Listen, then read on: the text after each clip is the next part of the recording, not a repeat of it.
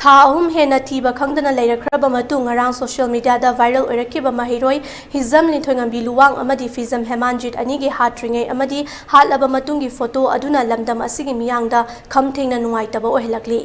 mahiroi anigi mihat adubu yaningdaba phongdoktuna tongan tonganba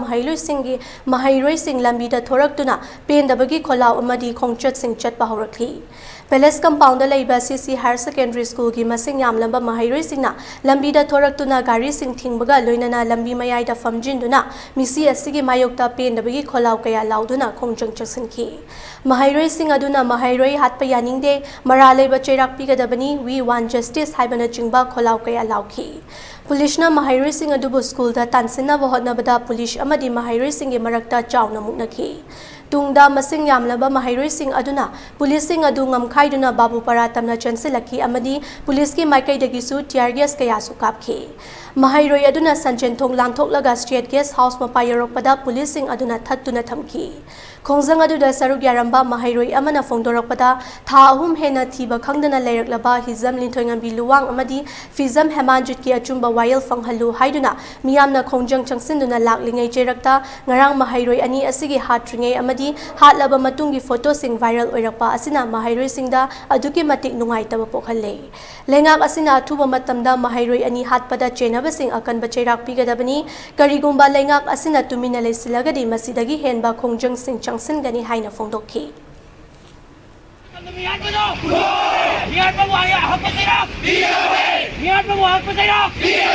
We want justice! We want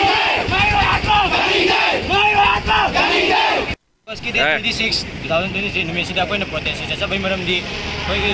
mayroy ani exam nin thoingan bi amadi exam hemjit mayroy ani sina tuition tok pana na thokraga mahong khangdana mangkiba amadi moigi asiba chang do jingi mahong amada ta du le basida koy mayroy me amna thamo singa nungai jade mara masina ko protest sa sabani koy lenga ta koy ajini bi adu matanda ya tu su ko pena apachara preview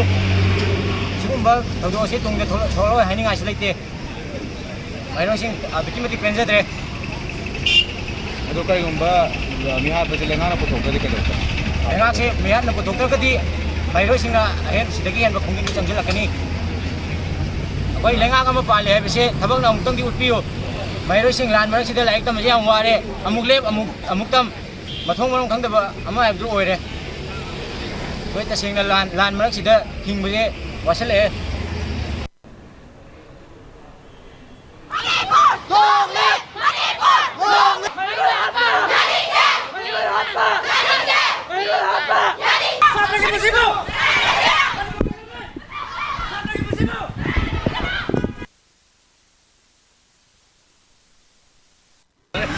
Manipur da tholiba me humde khalo tholiba irang asina si manung channa khogi sahi asimaki July 3 ta khogi mahiroi ani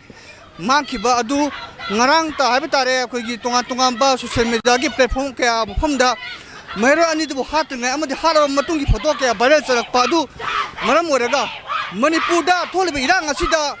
mahiroi phawa pusilak pa si adgi mate kandem tawi mahiroi gi pusipo man ba si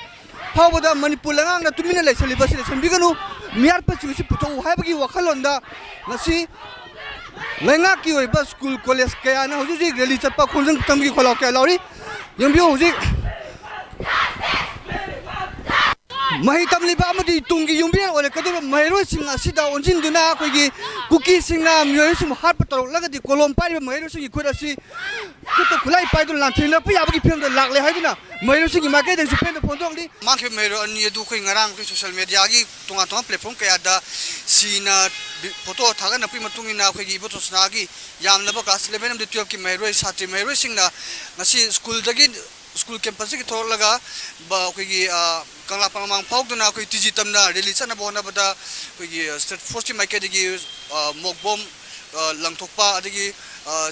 chenzen aba kya to bodu da khogi mahiroi ama huji soktuna huji lady ramsi matang da video journalist 79 loina podam jariba johnson wanbam imphal